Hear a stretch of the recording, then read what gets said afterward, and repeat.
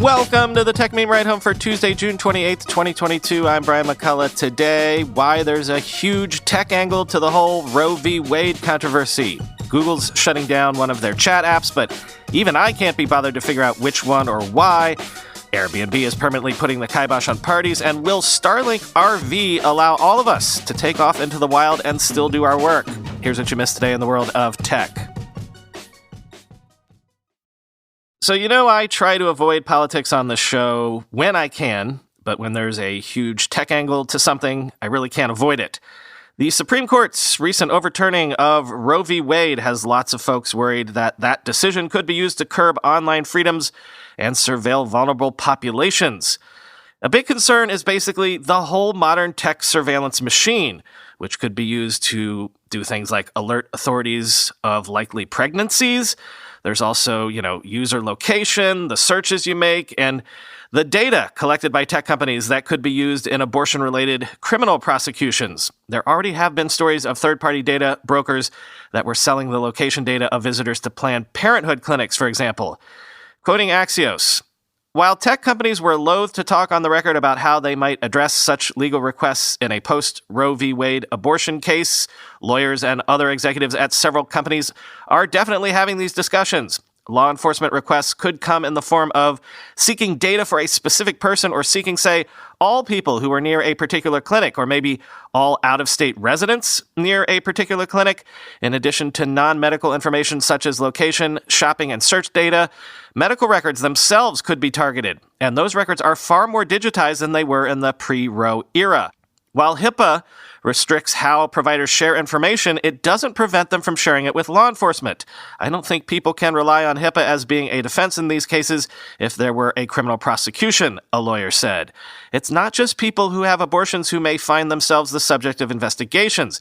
Anyone who is pregnant and has a miscarriage, for example, might find prosecutors seeking their internet search or other data to determine whether a provider delivered illegal services. Likewise, as states have sought to criminalize gender-affirming healthcare, data requests could be used, for example, against parents researching health options for their kids, end quote. I guess we're entering a stage where using VPNs might become a lot more commonplace just to hide your simple Googles. But not only that, take the example of the period tracking app Stardust. After making public statements that its app would add end-to-end encryption so that no data could be shared with law enforcement, it rocketed to the very top of the App Store. Except it has come out that because of existing third-party data APIs and other things, the app has been sharing its users' phone numbers with an analytics company all along. Quoting TechCrunch, Mixpanel is an analytics service that's used widely by app developers to track their app's usage and help identify errors or other ways to improve the app. It does this by tracking how someone uses the app and sending the data to Mixpanel's servers. Stardust also shared with Mixpanel details about the phone that the app was installed on, which iPhone model and software version was used, which cell carrier the phone was connected to, etc. During the network traffic analysis, TechCrunch saw no health data shared with Mixpanel, but sharing a phone number that's tied to a specific user of a period tracking app with a third party like Mixpanel could allow prosecutors to compel Mixpanel to turn over their data, even if Stardust claims it can't. Stardust founder Rachel Moranis told TechCrunch, quote, the current old version of Stardust leverages several data collection mechanisms of Mixpanel that we have disabled/removed in the new version. In addition to not sending personally identifiable information to Mixpanel, we have also disabled IP tracking for our users to protect from that metadata being used to identify our users, end quote. In a tweet, Stardust said it was, quote, working on a way to allow users to sign in anonymously, end quote.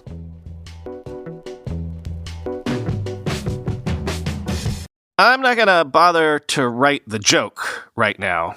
You know the joke, so in all of your heads, just insert the joke that you know that I want to make right about here. Google says Hangouts will shut down in November as it begins prompting mobile Hangouts users to move to chat. Quoting The Verge. In an announcement posted to its blog, Google says people who still use the Hangouts mobile app will see a prompt to move to chat. As for users who use Hangouts in Gmail on the web, Google says it won't start prompting users to make the switch to chat until July. Hangouts will remain usable on its desktop site until November, and Google says it will warn users at least 1 month in advance before it starts pointing the Hangouts site to chat. Confusingly, Google Chat isn't the same thing as GChat, or Google Talk, for that matter, which Google discontinued for good earlier this month. Hangouts was originally supposed to be the successor to GChat, but here we are. The company first hinted at its plans to transition users from Hangouts to Chat in 2018 and made the feature free for all users in 2020. If you're still using Hangouts, Google should automatically transfer your existing conversations to Chat. The company also gives you the option of using its takeout service to download a copy of your Hangouts data before it's officially discontinued come November. To entice users into making the switch to Chat, Google says it's rolling out a few new features, including the ability to make direct calls, create inline threads in Spaces, the rebrand of Rooms, as well as share and view multiple images, end quote.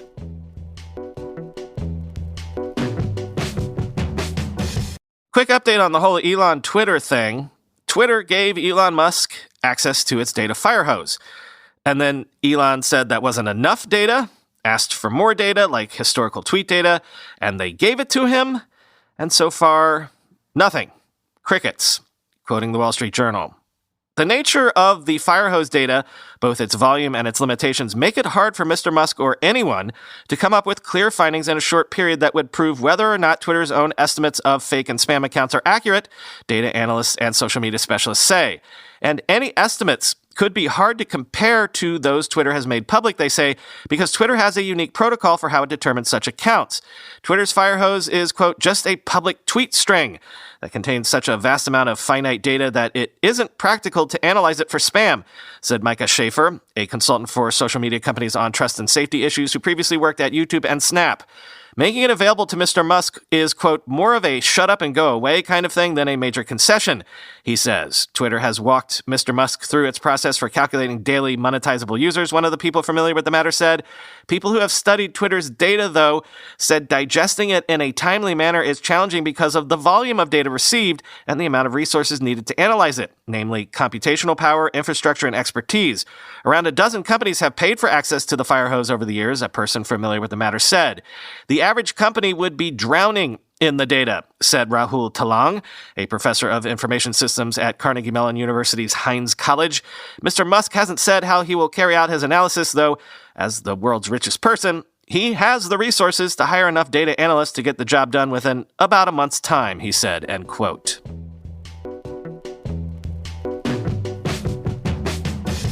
For the first time ever, Amazon plans to host 2 Prime shopping events this year. 2 Prime days. Actually, this looks like several Prime days. The first is coming in mere weeks. It'll be July 12th and 13th. And the second one is set for sometime in Q4, according to a notice sent to third-party merchants, quoting CNBC. The company recently began notifying select third-party merchants of a Prime Fall Deal event via its internal seller portal called Seller Central. The notice doesn't announce any dates, but instructs sellers to submit limited-time lightning deals by July 22nd, well in advance of the fourth quarter event. The Prime Fall Deal event is a Prime exclusive shopping event coming in Q4, the notice states. Submit recommended lightning deals for this event for a chance to have your deal selected, end quote.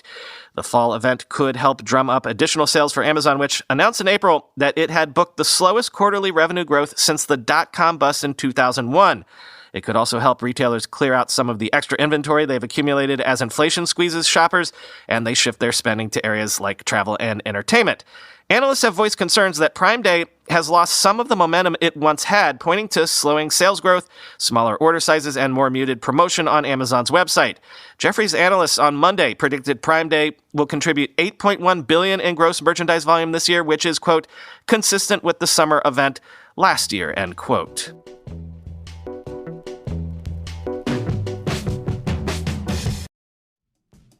Before you book any brunch, you probably pour over lists and lists of reviews, right? So why not do the same when you're booking a doctor's appointment? With Zocdoc, you can see real verified patient reviews to help you find the right doctor in your network and in your neighborhood. Zocdoc is a free app that shows you doctors who are patient reviewed, take your insurance, and are available when you need them. On Zocdoc, you can find every specialist under the sun, whether you're trying to straighten those teeth, fix an achy back, get that mole checked out, or anything else. Zocdoc has you covered. Zocdoc's mobile app is as easy as ordering a ride to a restaurant or getting delivery to your house. Search, find, and book doctors with just a few taps. Every month, millions of people use Zocdoc, and I'm one of them. It's my go-to whenever I need to find and book a quality doctor. I use them to find an optometrist just this month. I used to have perfect vision, but it's finally time to give up the ghost and admit that it's no longer true and get some glasses. So do like I did. Go to Zocdoc.com/Techmeme and download the Zocdoc app for free. Then start your search for a top-rated doctor today. Many of them are available within 24 hours. That's Zocdoc.com/Techmeme. Zocdoc.com/Techmeme. How do you raise millions of dollars in a token sale the legal way? LCX.com is a regulated token issuer. LCX can issue your token and run your initial coin offering private and public sale on behalf of your blockchain project. LCX is not only offering a technical token sale manager, but also legal protection as LCX is legally issuing the token on your behalf, handles all legal documents, and files notifications at the Financial Market Authority. LCX.com is a regulated fintech company that focuses on digital asset trading, compliant token offerings, and tokenization. LCX received 8 blockchain-related approvals by the Liechtenstein regulator, more than anyone in the country. Liechtenstein has introduced the most forward-thinking legal framework for cryptocurrencies, providing legal clarity and security for LCX's users. LCX offers a centralized crypto exchange, a powerful DEX aggregator, the Liechtenstein protocol, and Diamonds.com, the leading NFT marketplace for real-world diamonds as asset-backed NFTs. Get exclusive info about LCX's one-stop solution for your token sale. Go to lcx.com/ride. That's lcx.com/ride. Airbnb has announced it is making its ban on parties at rented Airbnb properties, introduced back in 2020, permanent, saying that the ban became much more than a public health measure, quoting The Verge. In 2020, Airbnb introduced a temporary ban on house parties and events to better follow social distancing restrictions with the pandemic.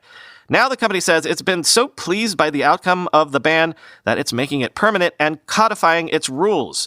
Over time, the party ban became much more than a public health measure, said the company in a blog post. It developed into a bedrock community policy to support our hosts and their neighbors, end quote. The ban prohibits all disruptive parties and events with a particular focus on open invite gatherings, those advertised on social media, and party house properties. Disruptive parties and events are essentially defined as those that attract complaints from neighbors. Airbnb says it suspended the accounts of some 6,600 guests for violating the party ban in 2021. Though that is a tiny figure considering that the company has more than 150 million users. Whether this is due to lax enforcement or infrequent violations, who can say? In addition to making the party ban permanent, Airbnb is lifting a 16-person occupancy limit it also introduced in 2020. The company says this is because there are plenty of properties that can comfortably host more than 16 people, and that many of these are used for multi-generational family trips and larger groups. This particular policy change will take effect in the coming months, says Airbnb, end quote.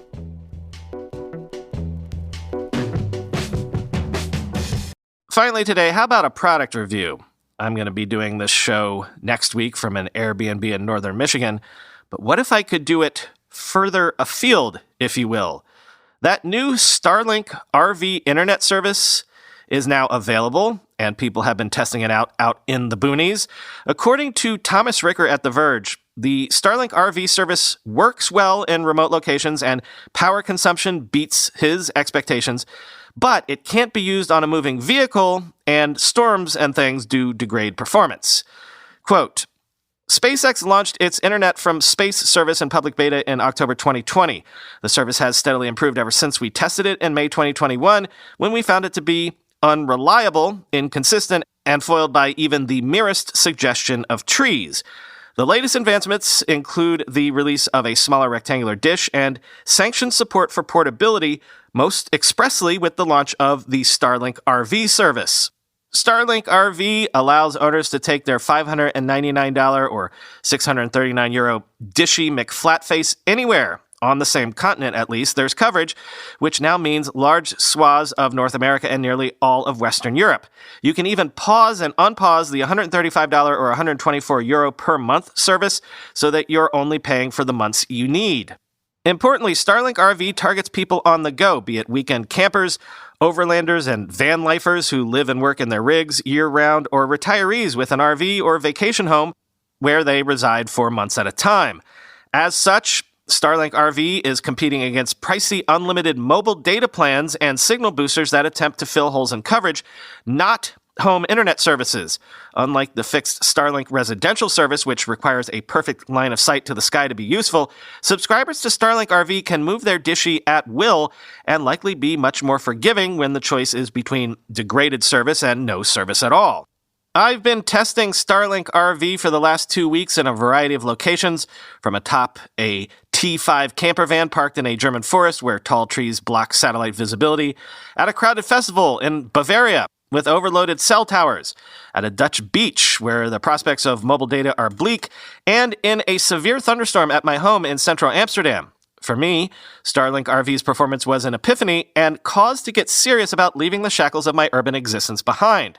SpaceX currently offers 2 flavors of Starlink services, Residential Starlink and StarlinkRV. There's also the Residential Starlink Plus portability option, which is a jumbled hybrid of the two. Each service starts with the same dish and Wi-Fi router kit, which again is $599, but differs in terms of expected speeds, monthly fees, the ability to use the service when traveling, and the option to easily pause the service. StarlinkRV is SpaceX's most flexible offering. The StarlinkRV monthly subscription costs $135 compared to $110 per month for the residential service. Adding portability costs an additional $25 each month. Each service comes with heavily caveated performance goals of 50 to 250 Mbps downloads and 10 to 20 Mbps uploads, with 20 to 40 ms of expected latency and no data caps, although it does warn against misuse and abuse. One big advantage of StarlinkRV is the ability to pause the service and fees at any time and then resume it at a later date when you need it again. That can save subscribers a bundle of money if they're only traveling a few months each year. The big disadvantage is that StarlinkRV users are always deprioritized compared to residential subscribers. According to SpaceX, that could result in speeds closer to 5 to 100 Mbps down and 1 to 10 up when used in congested areas or during times of high usage. Setting up the StarlinkRV hardware takes only a few minutes after you're parked. I usually place the dish on the ground or on top of my camper and then ran its 75-foot cable back to the Wi-Fi router, where it attaches via a fiddly micro USB connector that rarely lines up properly. Then you plug the router into your camper's AC port, shore power, or big portable battery with a built-in inverter, and watch dishy rotate to life before turning to lock onto a satellite overhead. It would often take as long as 15 minutes before rolling into a new location before I had functioning Starlink internet, enough time to appreciate the space-age tech as I struggled with slow to non-existent mobile networks. When operating in an open field or at the beach, for example, Starlink's perfect line-of-sight connectivity worked for hours on end without any network drops at all, allowing me to attend video conferences, make calls over Wi-Fi, watch TikTok videos, and stream Netflix and YouTube videos without issue. End quote. Read the entire thing to get a comprehensive look at this service, especially if, like me, you have vague daydreams about running, your podcast from, say, a remote lighthouse in Nova Scotia or something like that. He concludes by saying this, quote, "To be frank, I'm kind of blown away by the transformative experience of using StarlinkRV over the last few weeks. I've been a budding van lifer for years, scouring Instagram on the regs for Sprinter 4x4 porn. Sitting in a remote field and watching dishy lock onto one of the thousands of SpaceX satellites orbiting overhead reminded me of the first time I used GPS to magically navigate myself home. With StarlinkRV, the magic is realizing that I can now take my home on the road and navigate the next chapter of my career. Hey, Nilay, let's talk," end quote.